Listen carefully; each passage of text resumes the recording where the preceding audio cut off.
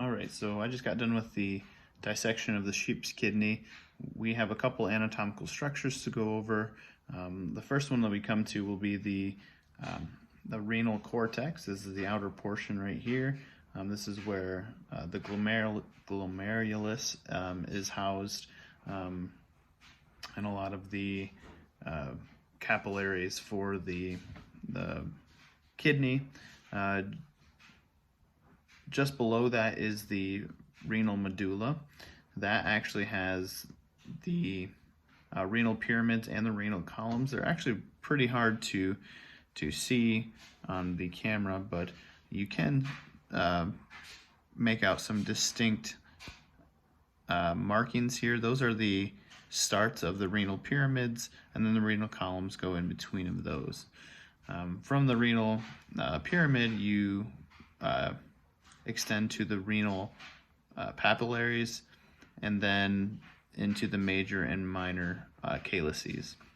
From the major and minor calyces, you will get to the hilum, the renal hilum, and then the renal pelvis is within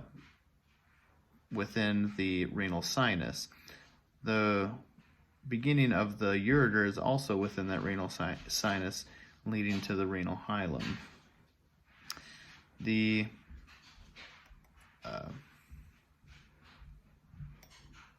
kidney right here is a little broken in half. That's how I received it, and it doesn't look like it's going to last much longer. But the calyces are these white portions right here, structures, and like I said, they lead to the renal pelvis, which leads to the ureter. The ureter is goes down to the bladder. The renal pyramids are where the filtrate goes, and then they will lead to the renal papillaries, where they will be excreted into the minor and major calyces. The glomerulus and the nephron go from the renal cortex to the renal medulla. Does a couple different loops.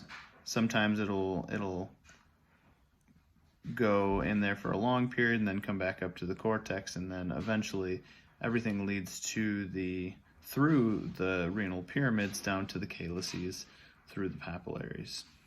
All right, so that is the dissection of the sheep kidney.